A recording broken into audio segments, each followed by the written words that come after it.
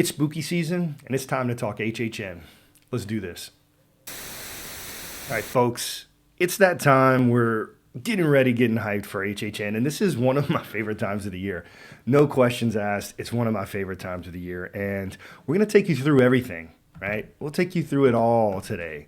We're going to take you through the houses, the scare zones that have been announced so far. As I'm recording this, is July 18th, so there's going to be a little bit of a delay, and there's probably going to be some more releases, but this is Halloween Horror Nights as it's set up today. The houses, the scare zones, and then some tips and tricks, right? Have you been before? If you haven't, maybe we're going to learn a couple things here. I'm going to show you some things that can save you some time, get you extra time in the houses, some things you want to avoid, some things that you maybe want to do first. So we're going to take you through this whole thing in this episode. So I'm going to go ahead and share screen. I want to take you through the site, right? What does Universal Orlando have out there for people? We got the newest release, the newest house, Insidious. I never watched the movies, so this is similar to the episode when we talked about How to Train Your Dragon, the Isle of Berk. I'm just not the expert when it comes to that, but I am always excited to go through a house that I've got no idea what to expect.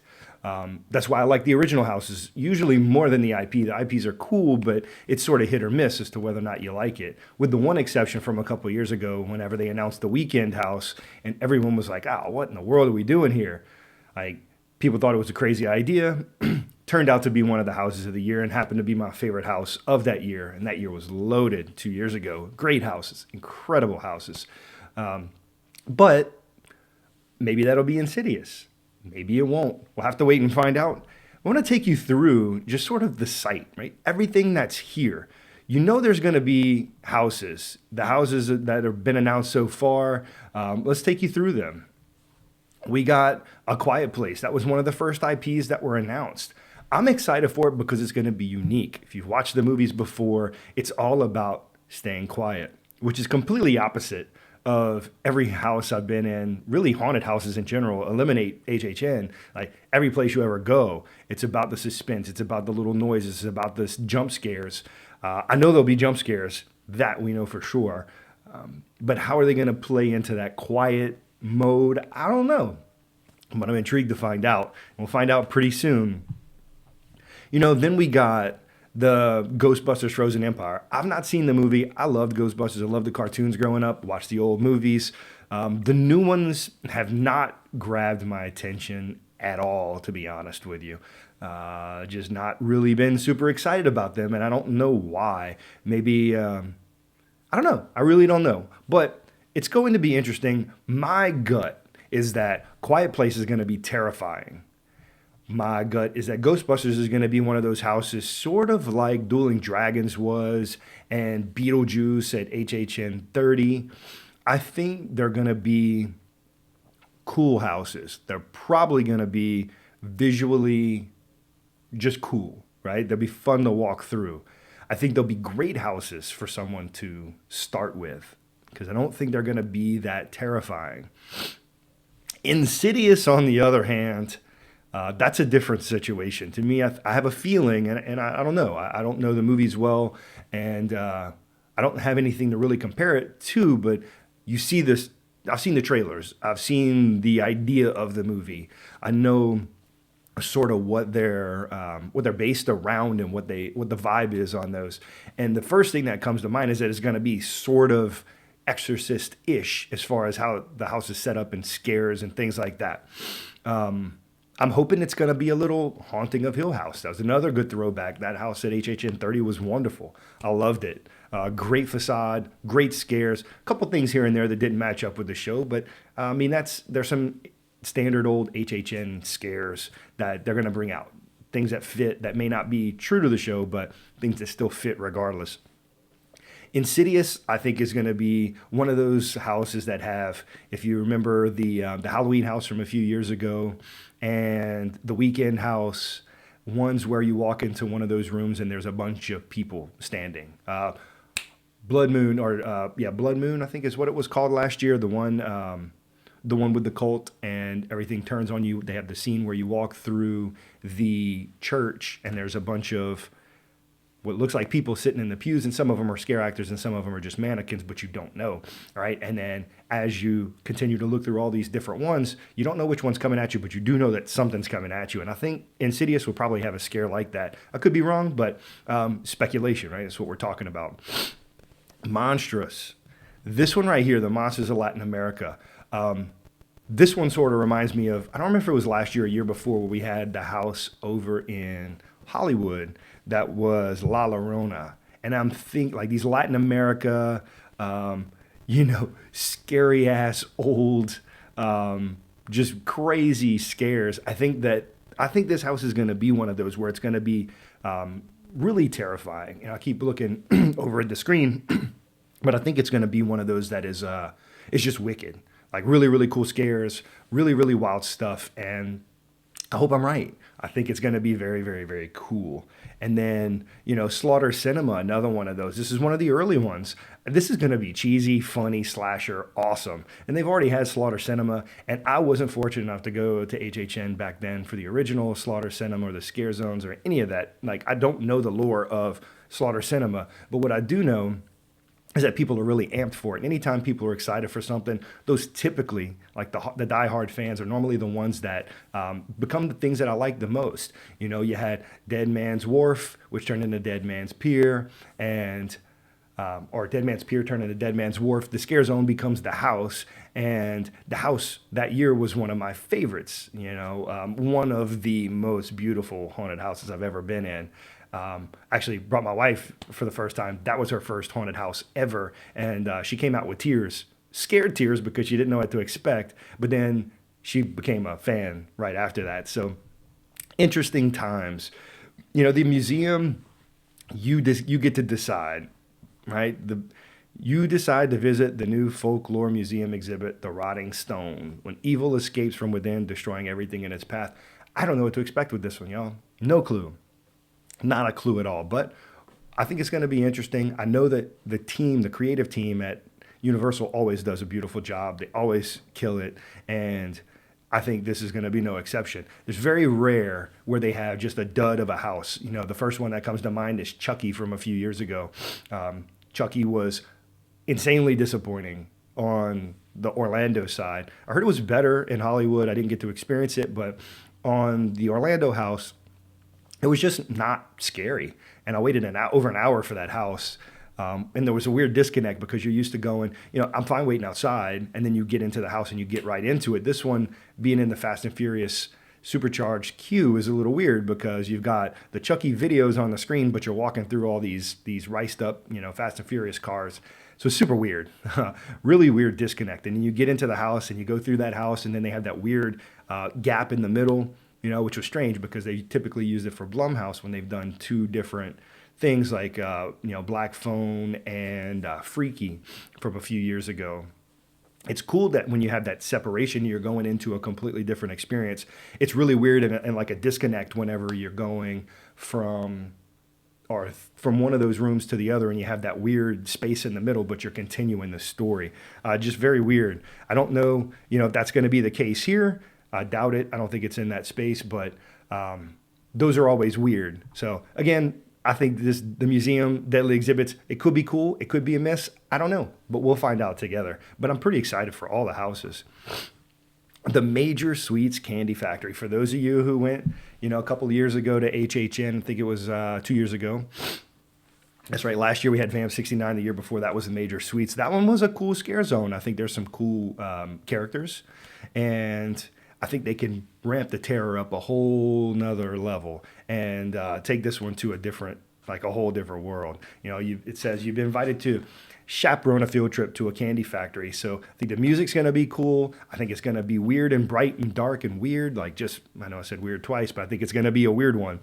This sweet tour is about to turn sour when free samples transform kids into candy-coated killers, wielding sharpened candies. It's going to be cheesy, but I think it's going to be scary.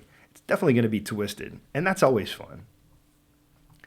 And then you got Goblin's Feast. This one gives me the most like Wicked Growth vibes for those of you who went to HHN 30. You know, visiting this goblin village where hordes of bloodthirsty goblins, orcs, hobgoblins, and witches would love to have you for dinner. There's going to be some really cool outfits, some great scares, and I have a feeling this one's going to be dingy and dark, and you might have some feelers, you know, some stuff hanging from the ceiling that you've got to walk through.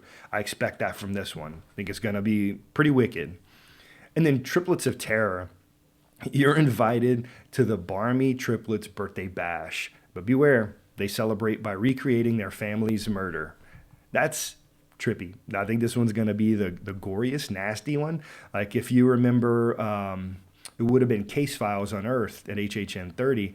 There was some pretty nasty looking like murders and weird looking things, gruesome, you know, bodies cut open and stuff like that. If you bring in kids, this one I would probably skip if they're really young and their first time in the HHN. But again, that's the houses, and I'm amped. I know I'm going to be there in October for sure. Hopefully, trying to get an opening weekend trip planned. I know it's coming up, but we'll find out. But Halloween Horror Nights 2024 is going to happen select nights. You know, it normally runs Wednesday to Sunday. Sometimes they throw a Tuesday in there, just depending. From August 30th to November 3rd. At Studios, Florida. You know, it's usually it's almost always in Studios.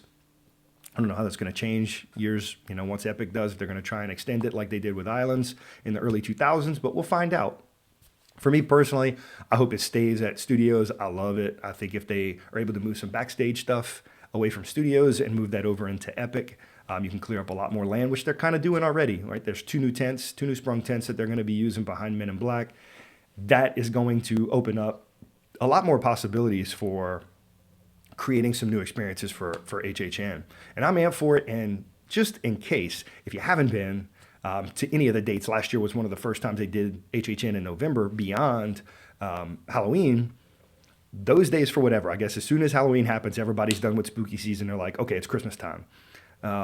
Those dates are amazing. If you can get there that last weekend, go.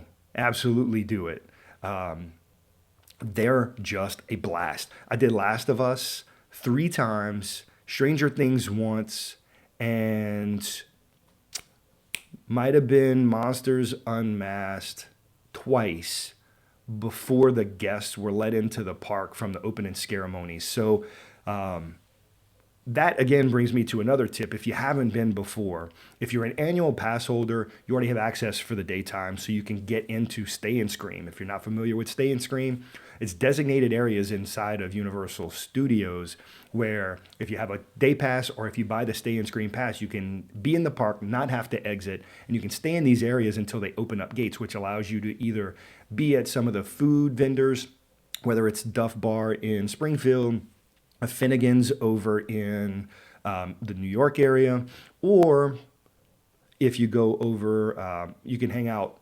I think that's just those 2 areas. There may be one other Stay and Scream area that I can't think of right now, but those 2 are the main ones. Is the ones I always stay at because there's usually, you know, the premier houses you can get to from either one of those, right? So last year was Last of Us on one side, it was Stranger Things on the other, and they do a nice job of splitting them up. But Stay and Scream's awesome because you can also get in line immediately to go into the houses rather than go to the food and beverage areas, which is really cool because it puts you immediately at the front. So as soon as a house opens, they're letting you in.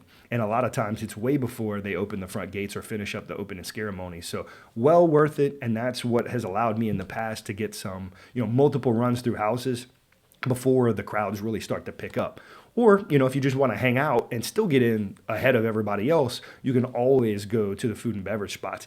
Get lunch get dinner at Finnegan's, get some beers over at Duff, hang out, and then as soon as those lines start to move and you see people going in, you can jump into those lines and still be really early on. You won't be the first, but you'll be one of the early ones in. So I highly recommend it. If you haven't done it before, it's absolutely worth it. Stay and Scream's wonderful. It's just super cool. But that's the 10 houses, right? We've got a couple of announcements for some scare zones. They got one based around Louisiana, which I think is cool. You know, the Bayou, the Gators.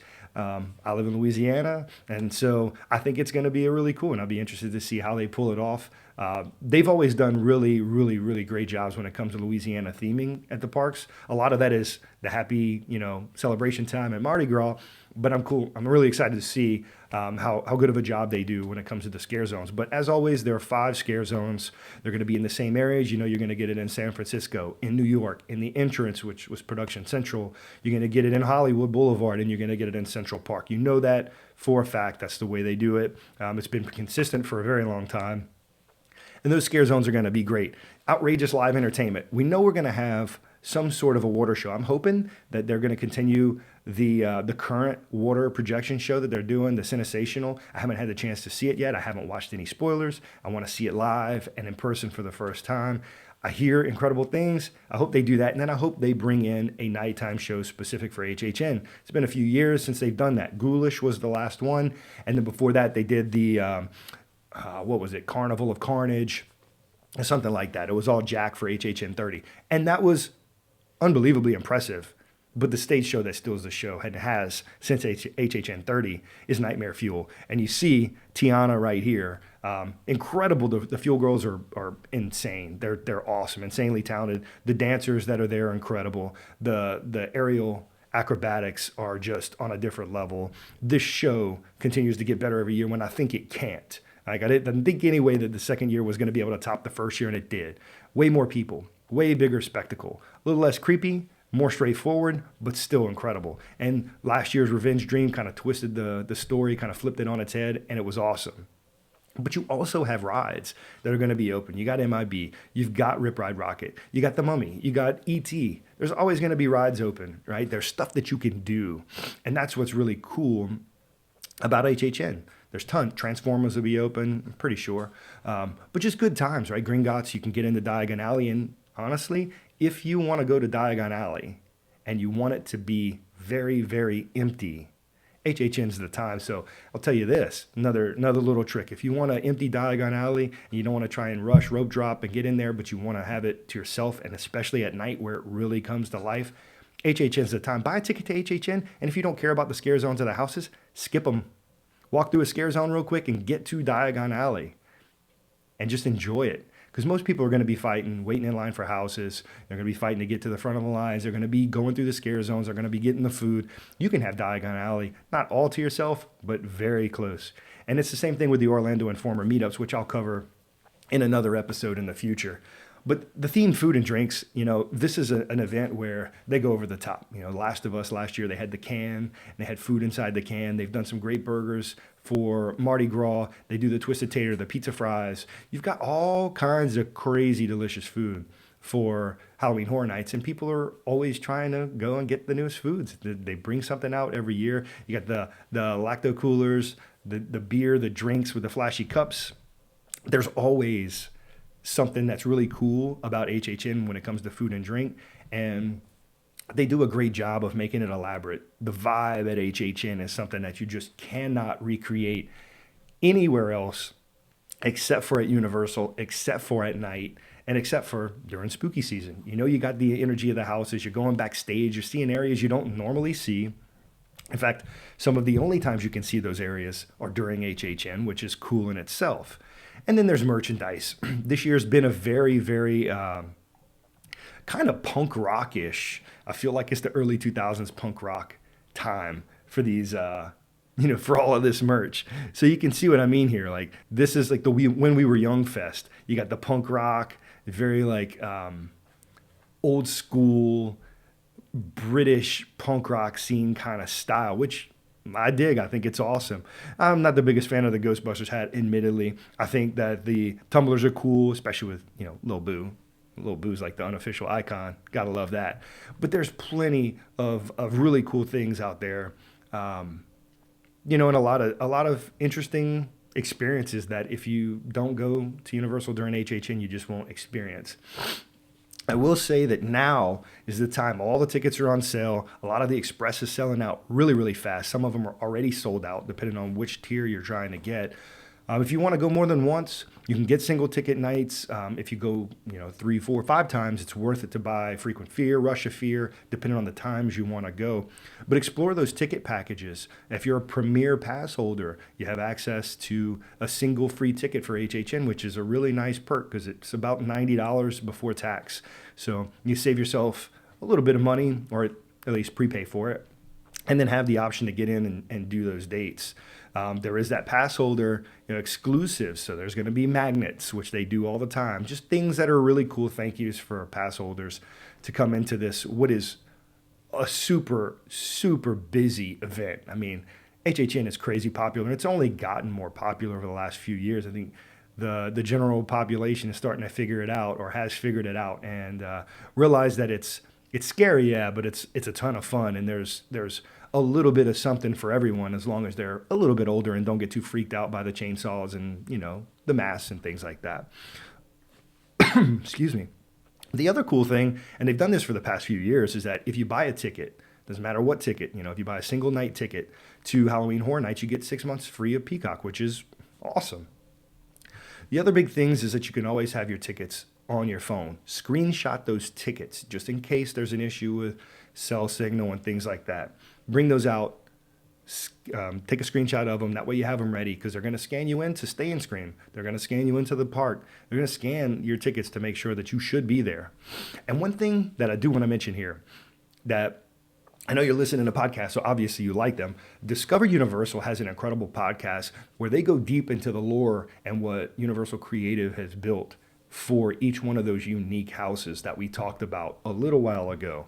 So what they're going to do, and let's go back up here and I'll open this back up. They're going to give you the behind the scenes, not so much on A Quiet Place or Ghostbusters or Insidious, but they're going to give you the lore, the backstory, the little details that you may not otherwise know for all the original houses. So Monstrous, Slaughter Cinema, the museum, Major Suites, all of that, Goblin's Feast, all of these, you're going to get all the information and the backstory for these houses, which is incredible, right? It ties it in a little bit more. It just makes you more intrigued about what you're getting yourself into.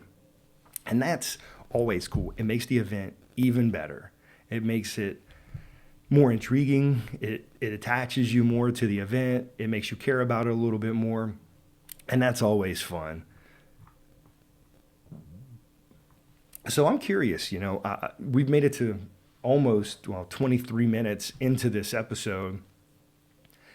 If you're listening to this on your podcast app of choice, come over to X or come over to Instagram and follow us. The links we'll have in the show notes. Find me, follow me, and let me know which house you're most excited for. I haven't fully decided on the one that I'm most excited for yet. It was at one point Goblin's Feast. Monstrous might be it, but I don't know. I'm going to have to wait and find out. I usually have a house that I'm really excited about, and sometimes it's the IP houses. Quiet Place is one of those from the IPs. Quiet Place is easily the one I'm most excited about. Insidious, Ghostbusters, but we'll see. It's not so much the theme usually as it is the way it's executed. That's the key to it all. Like Descendants of Destruction is one of my favorite houses from a handful of years ago. And it wasn't the most popular. It wasn't the one people talked about. It wasn't highest on everybody's list, but it was incredible. I love that house. And so you just never know until you get in there. And the other really cool thing about HHN is that the houses evolve, the scares evolve, the way they do things, the characters, the amount of people, where people are at. It evolves throughout the season. So if you go at the beginning and you go an opening weekend and you go back again in October, you can expect things to be different. The flow is going to be different. The way they load people into the park based on the excitement and how amped up people are to get into certain houses, the demand of those houses. It's going to evolve throughout the season, and they'll continue to adjust, move things around, and that's what makes the event really cool, and that's why people go back over and over and over again. So I think we're definitely poised for another great event. I don't think this one has as many massive houses as we've had in the past, but that doesn't mean it won't be a good year. I think the scare zones are going to be great, and we still got a few more to be announced. I think that we got to get confirmation on this stage show for Nightmare Fuel. My wife's going to freak out if we don't get that announcement. And she's going to be devastated if they don't have Nightmare Fuel. And there will come a year where Nightmare Fuel's gone, but I hope that's not anytime soon. But all of these houses, all this experience is something that I look forward to every day, or every part of the year, really. I mean, it's like it gets me amped for the fall. I'm a fall baby, born in October. I love the fall. I love Halloween. I love the cooler weather, even though in Florida it's still crazy hot. I love all of that. And so once the event ends, yeah, I'm looking forward to Christmas. Yeah, I'm looking forward to Mardi Gras, but I'm really, really secretly looking forward to the next HHN. And so it's almost here. I mean, we are 6 weeks away, 5 weeks away, 5.5 weeks, whatever that is. It's getting close. It's getting very close. And I hope that maybe I get the chance to see you all out there. I know we'll be out there a few times and be probably recording some stuff to put on the channel later on, to put on the podcast, and some just tips and tricks. So expect those to come out as well. Things that you can learn that help you make the most of your event.